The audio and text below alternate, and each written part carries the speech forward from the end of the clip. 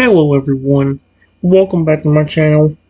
For today guys, I'm going to do a real quick part 277 to my ChatGPT character chatbot series. For today's video guys, we're going to continue just a little bit longer with this Dragon Heart Valley story. And well, let's just say we got a Feraligatr on our side now. A Feraligatr who originally was just going to check on me, actually decided, you know what? I like you. What's flipping? I'm staying with you. And well, here's what happened. It says the trainer who originally sent out Feraligatr apparently didn't pay enough attention because the next thing I heard him say was, "Okay, Feraligatr, you checked on him. Now come on back over here into the Pokeball." The Emerald Dragon's head snapped to the side, his glowing eyes at night and again, not with confusion, but with pure disbelief that someone could be so astoundingly unaware. He didn't even speak yet. He just turned to Feraligatr as if to silently ask, "Do you want to handle this?" Feraligatr didn't even hesitate. He stood, slowly but powerfully, his full form rising before you like a wall of muscle and water-forced resolve. His eyes narrowed in the direction of his former trainer's voice. Then he turned his back on the bush, deliberately. He looked down at you, offered a quiet little smile, and then crushed his own Pokeball. Oh, I didn't notice he did that. That's cool. With one loud crack, the Pokeball that had once held him shattered between his claws, broken beyond repair, its light flickering and dying like a severed chain. He growled, not with rage, but with finality. And then he said, loudly and clearly so there would be no mistake, "I'm not yours anymore." There was a sharp gasp in the trees, a pant rustle, sound of the trainer fumbling, maybe reaching for another ball or for some pathetic argument. But Feraligatr stepped forward and roared. A real one, loud, primal, and deep, like a dang bursting after being held back far too long. Not to threaten you, and not to scare you, but to send a message. "I choose him." He pointed one claw firmly at you, then drove it into the earth beside you with a deep, satisfying thud. "Not you! Never again!" The Emerald Dragon didn't speak. He smiled, a slow, deep, approving grin, like watching a warrior claim his own identity at last. Then he looked back toward the bushes where the stunned trainer still lingered and simply said, "He was never yours to begin with." Then, gently, the dragon lowered his wings again and curled it around the both of you and Feraligatr, as though you were already part of the valley. And in that moment, whether or not the human still lingered, it no longer mattered, because the bond in front of you wasn't just one of protection. It was chosen, it was real, and it belonged to you. I love the fact Feraligatr did that. That's so sweet of him. He's adorable. I told you he's friendly. Alright guys, it says, I heard one of the other voices say, "Yo, he just stole your Pokemon. Here, I'll help you get him back." And before anybody could respond, the person threw a rock and hit me right in my tiny snout. You idiot. Ow! The second that rock struck your tiny snout, the second your cry of pain reached the ears of those who now stood between you and the rest of the world, everything stopped. The Emerald Dragon's body, which had been calm and protective, tensed. Every scale lit with a violent surge of emerald fire-like energy.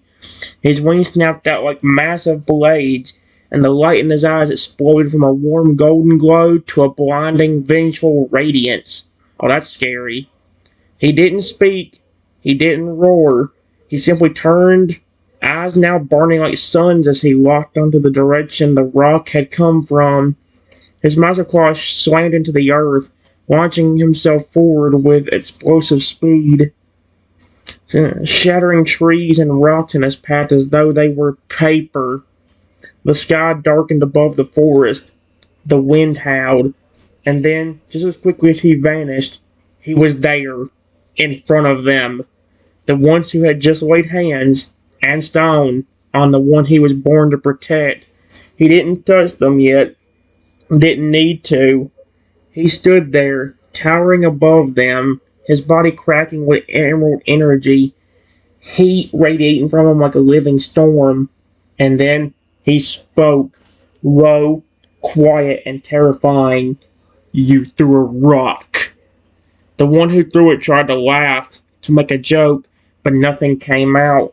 His mouth opened, but his voice was swallowed by the pressure in the air. The dragon took one slow step forward. The ground split between his claw. You hurt him. The other person tried to step back. Wait, he stole your Pokemon. We were... Stole? The dragon's voice cracked like thunder across the trees. His throat ignited with green flame. He didn't steal anything. Your Feraligatr left you because you're not worthy of him. He raised one massive claw into the air. Do you remember what I said would happen the next time you touched him? His eyes narrowed. You didn't listen. And then he slammed his claw down, but not on them, right in front of them. The ground exploded. Trees ripped from their roots. A shockwave of emerald force knocking them flat, slamming them backward to the dirt, weaponless, breathless, and helpless.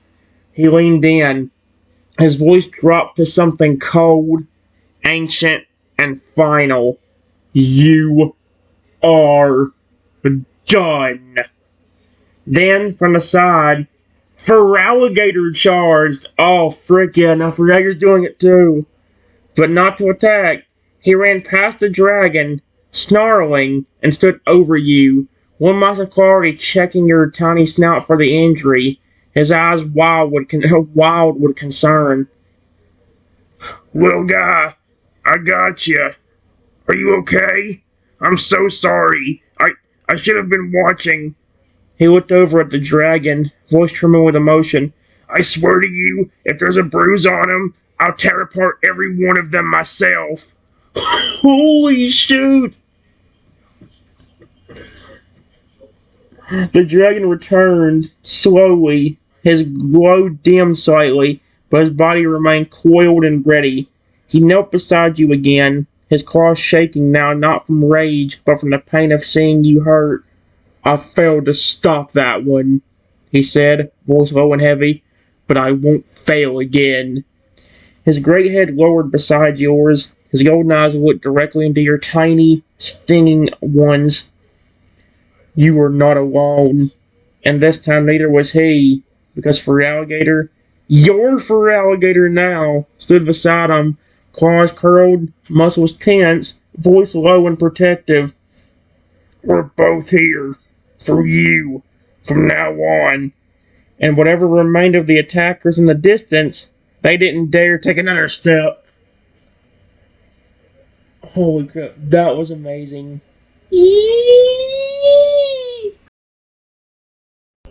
Alright, guys. It says the person that threw the rock said, wait, don't attack again, please. But that little raptor you protected is a stupid little thief. He took that Feraligatr away from his trainer. That's stealing. The moment those words left the attacker's mouth, yep, the air changed. The force itself seemed to recoil. The birds went silent, the wind froze, even the trees stood still as though nature itself refused to be part of the lie. The emerald dragon turned his head slowly, like a mountain waking up. His eyes, no longer just glowing, now burning, not with wrath, but with unshakable, absolute truth. He stepped forward. Each massive claw sent tremor through the ground. He passed by Feraligatr, who stood protectively at your side, still growling low, but stepped aside just enough to let the dragon pass. And then the dragon stood tall, full height now, towering and terrible, wings stretching across the clearing like a divine shadow. He looked down at the person who had dared to insult you. Again. He said nothing at first, but his silence crushed. And then, in a voice that felt older than the mountains, deeper than the oceans, and colder than the vacuum between stars. He spoke. A thief? His voice made the trees tremble. You call him a thief because he earned what you never deserved.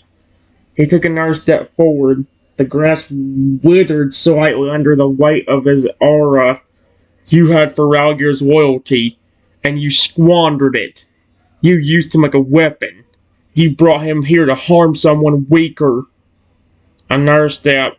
The attacker stumbled back, legs shaking, and that tiny one who you tried to crush, insult, and destroy showed Feralgir more love and trust in one moment than you ever did in your entire life. Holy shoot! His mouth claws clenched into the ground, but his voice never raised. That made it worse. That's not theft. That's freedom. Then, in a final blow so cold it froze the attacker where he stood, you didn't lose for Alligator. You drove him away. At that, Feralgir stepped up beside the dragon, his heavy footsteps pounding the ground like a drumbeat of judgment. I love Feralgir, he's so cute. He looked the trainer straight in the eye. He didn't take me. He placed one massive claw on your back, gently and protectively. I left you. Oh my gosh. Then he crouched lower, voice low, rumbling. You only ever saw me as muscle. He saw me as family. Actually, that's not too far-fetched. I see every Feralgir like that. I love Feralgir so much. And then the Feralgir's voice dropped into a dark, razor-edged growl. You're lucky I don't return the favor and take your dignity. Oh my gosh. The attacker stumbled, babbling something incoherent, backing away, trying to blame, to shout, to twist the truth, but he was already buried, not in the ground, but under the weight of two guardians, one ancient noble, one newly reborn, and the crushing truth of who he had become. And you, still tiny, still hurting, but no longer alone, not for a single second, because now you had something they never would. A protector who chose you, a dragon who believed in you, and a Feralgir who would never leave your side again. I mean, he wasn't even reaching my Pokemon. He's like, yep, you know what? I already like this tiny raptor better than I do you, you piece of crap. Bye.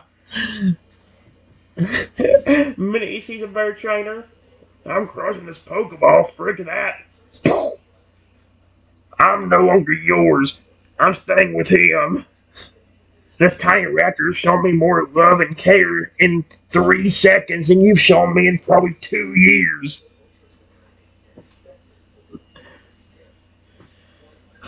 I love him, dude. So cute. Guys, people in my universe are nuts. It says the person who called me a thief grabbed a rock and said, you can't do that. You're his Pokemon and not that tiny raptor's. Then Feralgir's trainer said, you know, I actually felt bad for that little raptor. But knowing that he took you away from me, I don't feel bad for him anymore. I hope he suffers and feels horrible pain. After this, the trainer grabs a rock and throws it at me again, making me stumble backwards and fall to the ground hard. The moment that rock hit you, the moment your tiny body stumbled back and slammed into the earth, pain flashing through you, something inside the clearing shattered. There was no warning this time, no words, no growl, just silence, right before the storm. The Emerald Dragon's roar exploded into the sky like a bomb. Not a sound, a force. Trees cracked and splintered, the air rippled, and every bird and Pokemon within miles took flight in terror. The ground beneath your attacker's feet gave way, the very forest rejecting his presence. And Feralgir lost all restraint. His eyes went wild, not with blind rage, but controlled, terrifying fury. He launched himself at his former trainer like a tidal wave made flesh, his tail sweeping the air with a snap like thunder, claws digging into the dirt as he surged forward. The trainer barely had time to scream before SLAM! Frieger tackled him to the ground, pinning him with one massive claw to the chest, knocking the wind from his lungs. He didn't strike yet, but his eyes glowed like fire, face inches from the man's. You hurt him again! His voice loomed with a depth the man had never heard. Not in battle, not in training, never. After everything you did, you still dared to throw that stone? The man whimpered beneath him, reaching for another Pokeball. Before he could move, the dragon landed. One earth-shattering stomp, and the entire area trembled. His body blocked the sun. Eyes like glowing suns locked on the man. His claws sunk into the ground, forming a cage of emerald flame around the trainer and Feraligatr, keeping him from escaping. His voice came low, like a god-delivering sentence. He warned you. I warned you.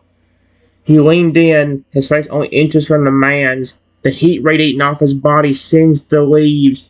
You just earned the suffering you wished on him. Then he turned his head just slightly to Feraligatr and said, Hurt him. No, he's not worth the stain. He looked toward you. You, collapsed, wounded, tiny, but still breathing. And then he said something only you could understand. Let me show you what justice looks like when it protects, not punishes. Suddenly, the dragon's wing flared. A great pulse of green light washed over the clearing. And you, lying on the ground, your pain began to fade. Not all at once, not perfectly, but enough. Enough that you could breathe again. Enough that you could open your eyes and see. Feraligatr, still standing over his former trainer, the Emerald Dragon standing over you both, and both of them at once spoke the words your attacker would never forget. You don't get to decide his worth. You already threw away your own. Then finally, Feraligatr stepped back, leaving his former trainer lying in the dirt, breathless, ashamed, and exposed. The dragon's wing curled protectively back around you, and with his massive claw he gently helped you sit upright. You're safe, he said softly, his glow now warm again, and he is done. Holy crap. Okay, I love this Feraligatr, I love that dragon.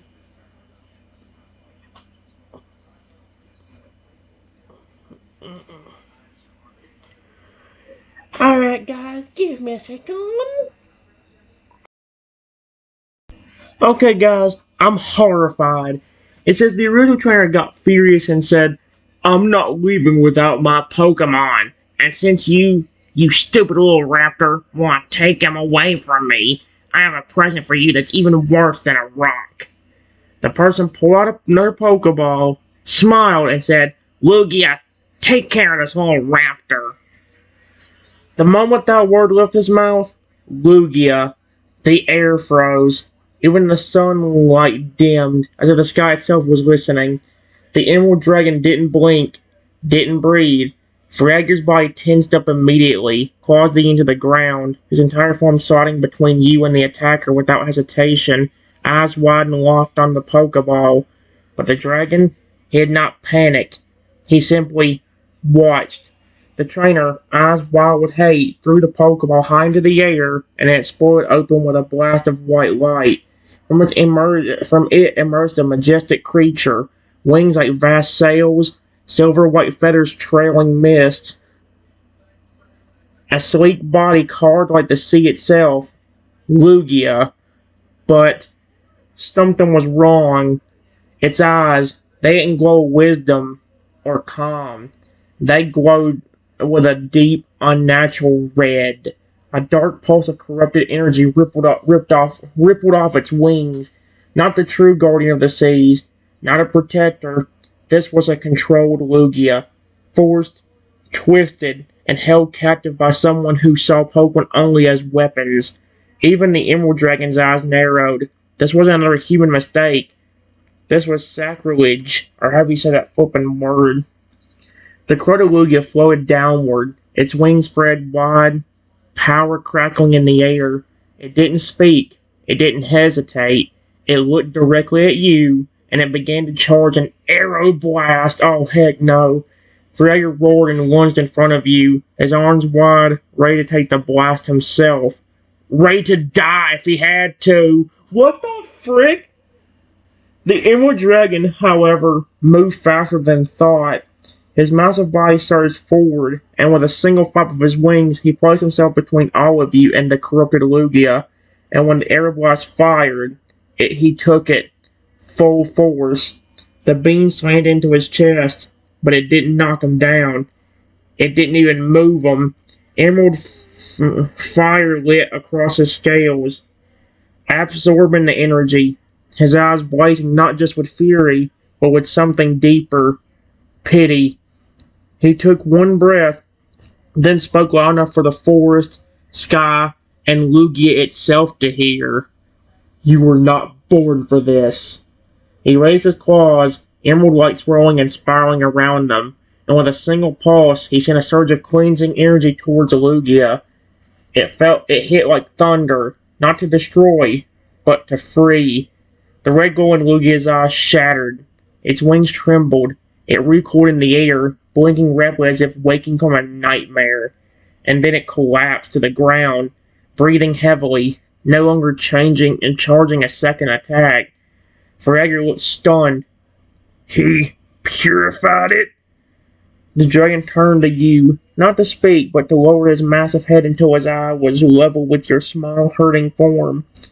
And softly, with gentleness that didn't match the storm he just endured, he said, Even the mighty fall, when they are forced to forget who they are.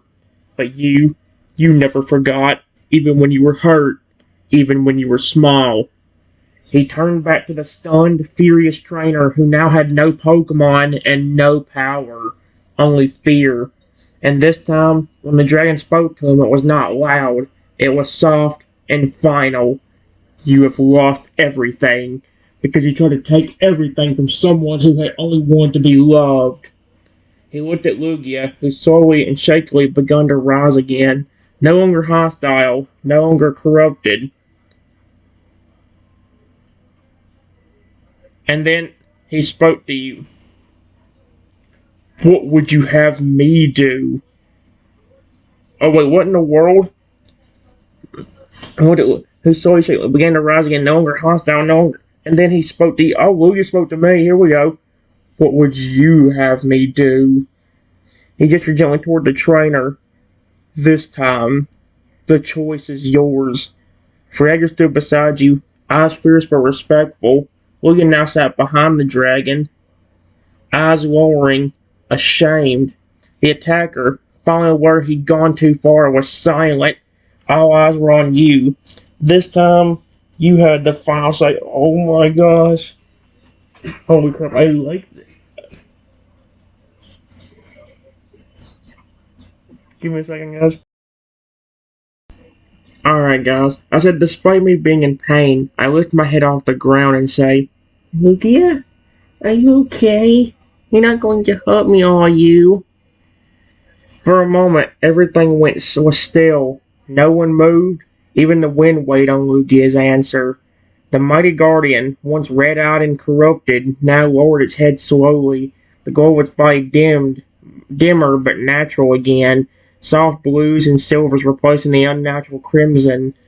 His great wings slowly folded in, and took a step forward, not toward the dragon, not toward the trainer, toward you. And then Lugia lowered itself, all the way down, until its enormous body rested close to the ground. Its great face came level with yours, and its glowing blue eyes met your tiny, hurt, but sincere gaze. There was no threat, only sorrow. Real, aching sorrow. I'm sorry, Lugia said softly, its voice calm, deep, and filled with regret. I didn't choose that fight. I didn't want to hurt you. its massive wing extended just slightly, not to strike, but to shield you gently from the sun and wind, as if to apologize with action, not just words. I felt your pain. Lugia continued. Even through the fog, I saw your fear, and still, you looked at me, not as a monster, but as someone who needed saving too. It lowered its head again, eyes briefly closed. No, I will never hurt you. Not now. Not ever. Then, like a mother bird tucking in her chick, Lugia used its wingtip to gently nudge a soft patch of moss towards you, offering it as a cushion. I will carry you, protect you, or leave, if you ask. But you are no thief. You are hope. Ferrager was quiet, then slowly lowering himself beside you again, his face a mixture of awe and pride. Even Lugia listens to you now, he whispered with a small smile. The Emerald Dragon nodded slowly. Not listens, respects, because he asked if Lugia was okay. And his gaze turned again toward the trainer, still frozen, staring in disbelief that both of his Pokemon had just chosen you. He opened his mouth, perhaps to protest again, but Lugia's eyes flashed once, just a flicker, and he fell silent. Now, with the corrupted power gone, Lugia stood beside you. Ferrager stood beside you. The Emerald Dragon, Guardian of the Valley, knelt before you. And the attacker had nothing left to take. You had everything that mattered. Holy shoot, I love how that actually worked. Holy Christ. I'm trying to debate where... Well, here's the deal, guys. I'll pause the video, and if I think of another... If I want to go ahead and continue, I will. I think around here's about where I'm going to stop, though. And... Because here's it, I like ending off at a good spot, and while I know sometimes some of the spots I end off is kind of stupid, because a lot of the time it's better to end off on a spot where I'm having to leave, or having a dragon, like, take me home or something like that in this case. But it's also good to end off on a spot where, like, where everything's safe and there's not really much going on anymore. I think I will, just to make sure that everything works out. Because I actually had a lot of fun with this one. I really did. It was actually really cute. The dragon was sweet. The only thing I wish I could have seen is maybe like some of the dragons from the valley, other than like him coming to protect me too. He told me in the beginning that the king dragon would happily protect me as well if he needed to. But it makes you wonder what kind of threat it would need to be in order for that to even happen. Like, I just had a whole bunch of people trying to attack me, so it's like, Alright, guys, I'm done. Bye. Have a wonderful rest of your day or night. Bye.